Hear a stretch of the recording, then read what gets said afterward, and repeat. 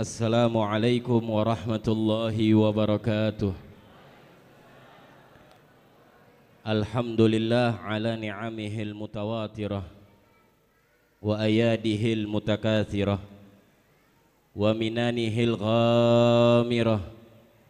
Wassalatu wassalam ala sayyidina wa habibana wa maulana Muhammad bin Abdullah sayyidi ahli dunya wal akhirah wa ala alihi wa ashabihi anjumiz zahirah. Amma ba'du. Rabbi syrah li sadri bima syarahta bi sudur salihin min ibadik wa yassir li amri bima yassarta umur salihin min ibadik wahdi qalbi bima hadaita bi qulubus salihin min ibadik wasaddid lisani kama sadatta alsinatas salihin min ibadik. Amin amin ya rabbal alamin.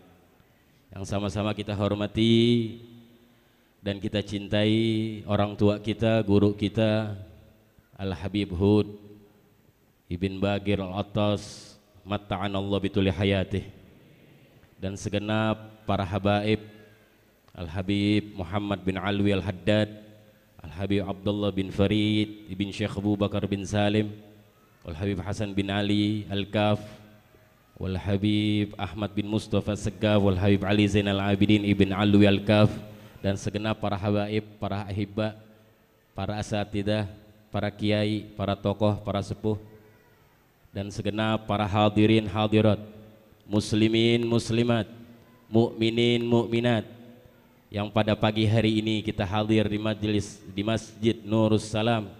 Semoga pertemuan kita ini menjadi pertemuan yang dirahmati oleh Allah Subhanahu wa taala. Tidak keluar kita dari acara ini, tidak pulang dari tempat ini kecuali Allah lewatkan segala kesalahan kita, Allah ampuni segala dosa kita, Allah robah keadaan kita kepada keadaan yang lebih baik dengan cara sehat wal afiyah. Amin amin ya rabbal alamin. Ahibbail kiram, pagi hari ini kita sama-sama duduk mendengar, bertawasul dan mendengar, membaca bersama qiraatul maulid Nabi Muhammad sallallahu alaihi wasallam, dan juga iftitahil majlis, pembukaan majlis ta'lim yang dibina dan dipimpin oleh guru kita Al-Habib Muhammad ibn Alwi Al-Haddad, dan juga dibarengi dengan haul Qutbil Irsyad wa Ghathil Ibad wal Bilad Al-Habib Abdullah bin Alwi Al-Haddad. Alhamdulillah, acara seperti ini membarengi dengan peringatan haul adalah salah satu untuk membangkitkan semangat ibadah kita. Peringatan haul, peringatan mengingat akan seorang orang-orang saleh adalah untuk apa motivasi ini? Untuk membangkitkan semangat-semangat kita yang insya Allah lepas dari ini acara, pulang dari ini tempat, Allah bantu kita, Allah bina kita dalam selalu dekat kepada Allah Subhanahu wa taala. Amin ya rabbal alamin. Haul Al-Habib Abdullah bin Alwi Al-Haddad yang ke-300 lebih ini untuk mengingat sosok beliau. Beliau ini sosok yang isi kehidupannya mengabdi kepada Allah. Perangai yang mantap, perangai yang benar-benar narok dirinya, posisiin dirinya zahir dan batin untuk pengabdian yang sejati kepada Allah Subhanahu wa ta'ala. Bagaimana enggak Al-Habib Abdullah bin Alwi Al-Haddad di umur kekanak-kanakannya beliau belajar di Mi'lamah dari umur kanak-kanak nih, bukan belasan, di bawahnya belasan tahun, belajar di Mi'lamah, bahasa sekarang Mi'lamah TPA.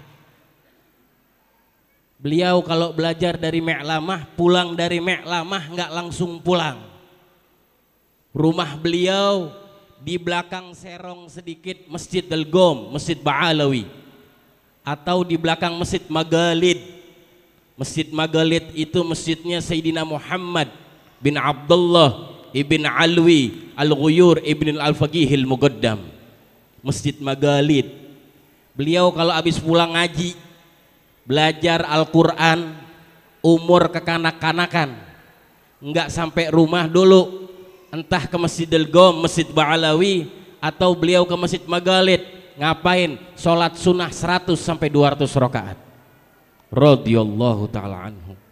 Benar-benar beliau, motivasi beliau hanya untuk pengabdian kepada Allah.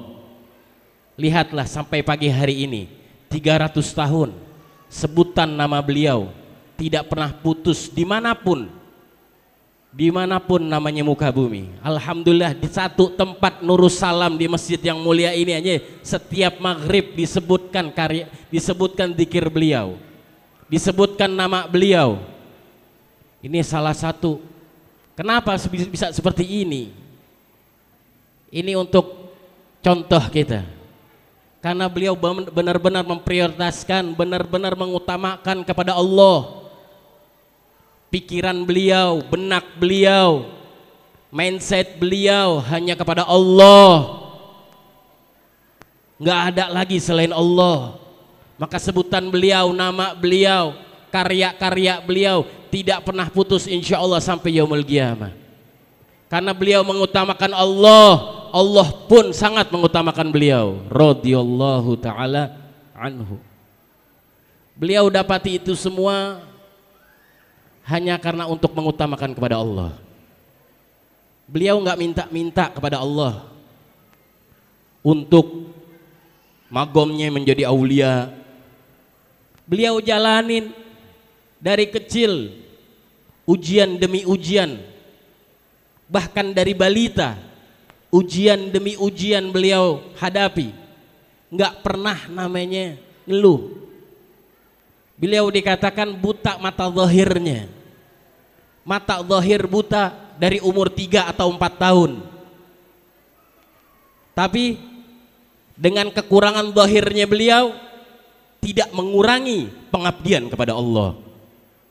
Dari umur kanak-kanak udah 100 rakaat atau 200 rakaat sholat sunnah mutlak kepada Allah. Radhiyallahu ta'ala anhu. Dan banyak sekali.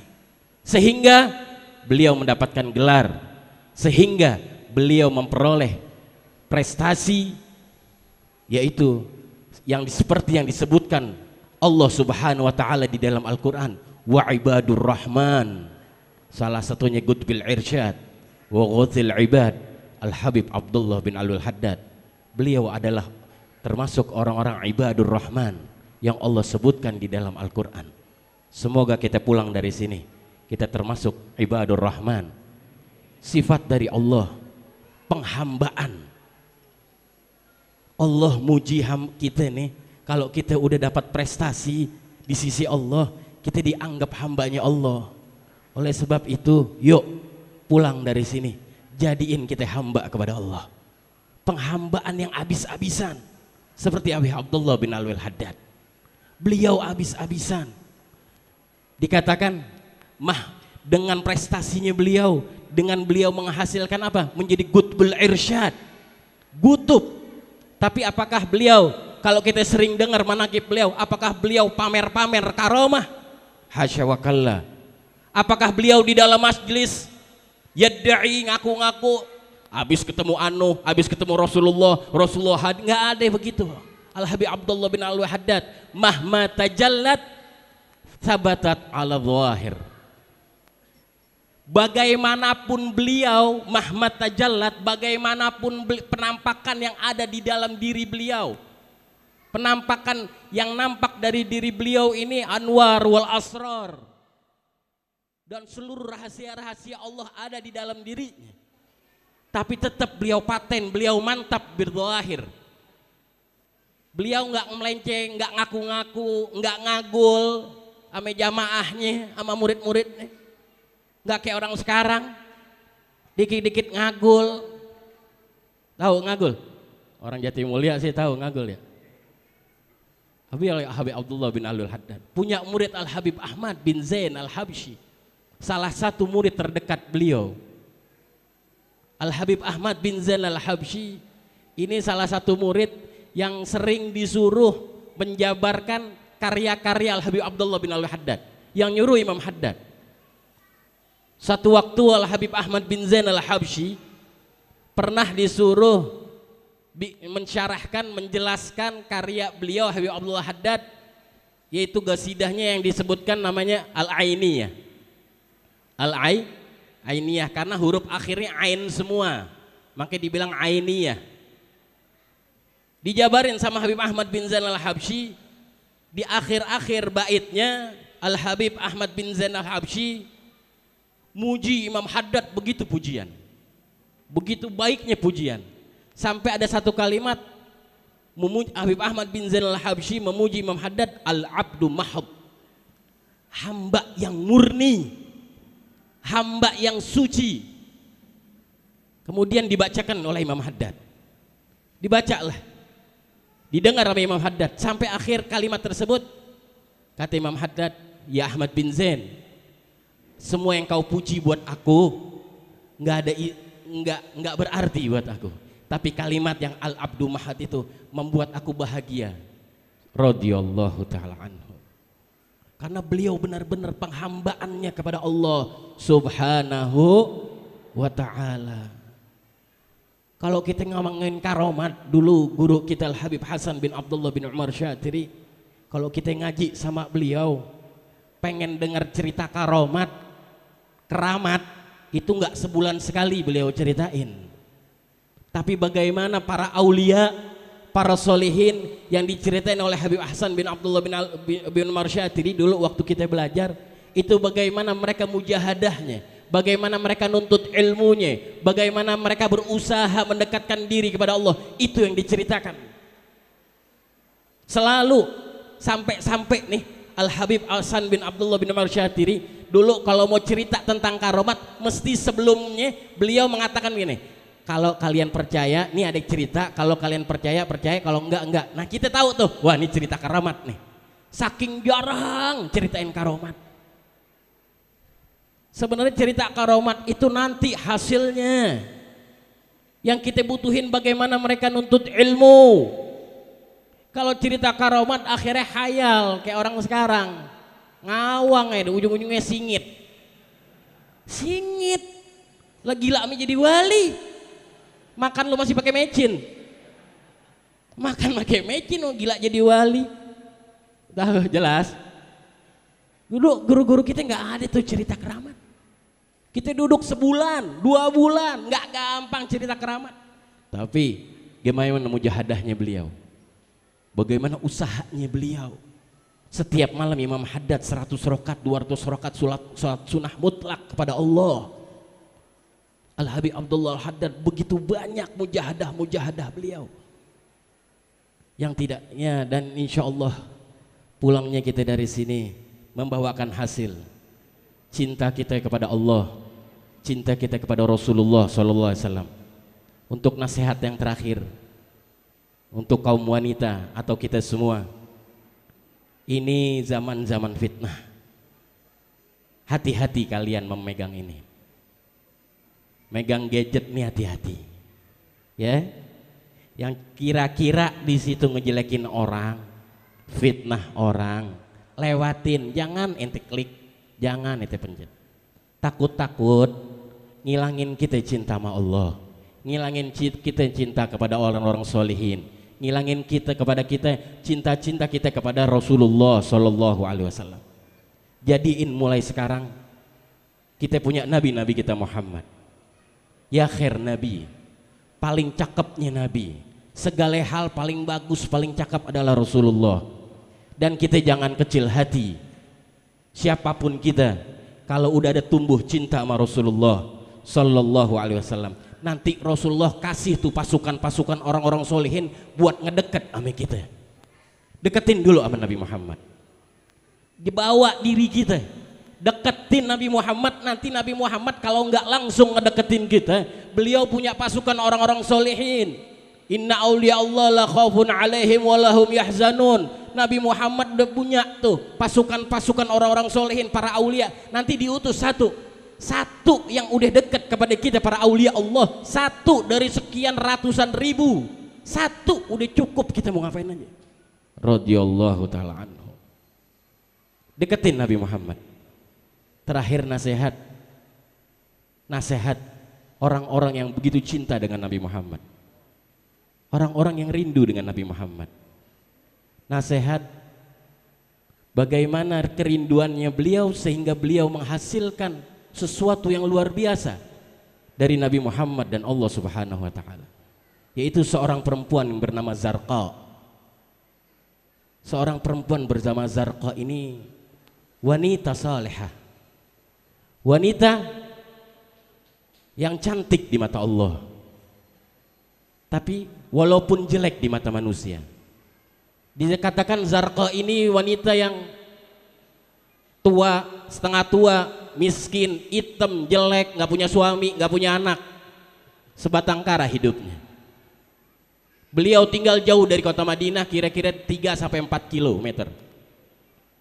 Begitu beliau Islam kepada Allah, bersyahadat kepada Allah dan Rasulnya, wanita solehah ini yang cantik di mata Allah, beliau memperoleh rindu, syauq, cinta kepada Rasulullah.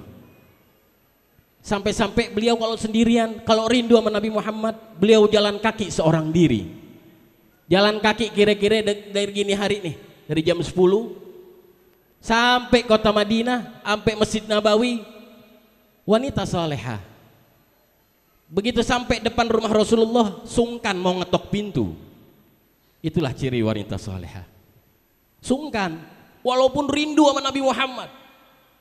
Akhirnya Zarqa ini ngelihat Masjid Nabawi, dia punya inisiatif untuk ngebersihin Masjid Nabawi. Lagi ngebersihin Masjid Nabawi, terlintas di sebelahnya seorang lelaki, kemudian bertanya kepada Zarqa ini, wanita, man anti, siapa engkau? Begitu lagi nyapuin Masjid Nabawi, Zarqa melihat seorang laki ini, innahu Rasulullah, sesungguhnya dia Rasulullah. Girang Zarqa, bahagia Zarqa, wanita miskin, wanita nggak punya, nggak ada anak, nggak ada suami, nggak ada harta. Ditanya sama Rasulullah, siapa engkau? Aku Zarqa ya Rasulullah. Kau dari mana? Aku dari kampung Anu. Apa yang kau inginkan? Nggak ada ya Rasulullah, aku ingin melihatmu doang. Kau ingin apa dari aku? Enggak ya Rasulullah. Udah dilanjutin sambil girang senang, udah luar biasa nih Zarqa. Pulang Zarqa udah begitu doang. Dapat seminggu 10 hari, balik lagi si Zarqa. Kalau udah datang rindu, balik ke Masjid Nabawi. Kalau datang rindu, datang ke Masjid Nabawi. Tapi kalau setiap datang Masjid Nabawi, selalu udah bawa alat-alat untuk membersihin Masjid Nabawi. Artinya apa? Inisiatifnya beliau rindu kepada Allah, kepada Rasulullah, tapi dibarengi dengan khidmah kepada Islam, khidmah kepada Rasulullah Sallallahu Alaihi Wasallam. Selalu nyapuin, ngebersih-bersihin. Entar kalau Rasulullah keluar dari rumahnya, beliau girang, beliau bahagia, pulang Zarqa. Dapat beberapa hari, kalau rindu lagi, jalan lagi ke Madinah. Masjid Nabawi dibersihin lagi. Ngelihat Rasulullah, kalau Rasulullah negor, dia bahagia. Cukup begitu dan begitu terus. Berjalannya waktu, suatu hari Rasulullah SAW sedang selepas sholat asar, dikatakan Rasulullah SAW selepas sholat asar bertanya kepada para sahabatnya yang ada di Masjid Nabawi, hal minkum ra'a Zarqa, apakah diantara kalian udah lihat Zarqa hari-hari ini? Sahabat pun bingung, siapa ini Zarqa? Nggak ada yang tahu, nggak ada yang engah gitu. Bingung sahabat, siapa lagi Zarqa nih? Hal minkum ra'a Zarqa, ada yang ngelihat Zarqa enggak? Bingung sahabat, ini Zarqa perempuan siapa, kita nggak ada yang tahu. Sampai 3 kali Rasulullah, hal minkum ra'a Zarqa. Di akhir majelis Masjid Nabawi ada orang angkat tangan, ya Rasulullah, aku kenal, aku satu kampung sama dia. Di mana dia? Saya udah lama nih, berhari-hari nggak ketemu dia nih. Biasanya suka datang kemari. Apa jawab ini orang yang satu kampung dengan Zarqa? Innaha qad matat ya Rasulullah. Dia udah meninggal ya Rasulullah, belum lama.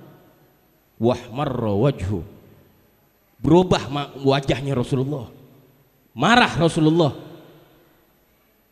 Zarqa meninggal, kau nggak ada yang ngabarin kepada saya, nggak ada yang ngasih tahu saya. Sahabat bingung. Akhirnya kata ini orang, ya Rasulullah, kami kira engkau nggak kenal dengan dia, kami kira kau ini nggak begitu kenal, kau nggak begitu tahu, maafin kami ya Rasulullah. Nah, namanya Nabi Muhammad nerima alasan orang, tuh nerima uzur orang. Kata Rasulullah, baiklah, engkau tahu makamnya Zarqa, kau tahu kuburannya, aku tahu ya Rasulullah.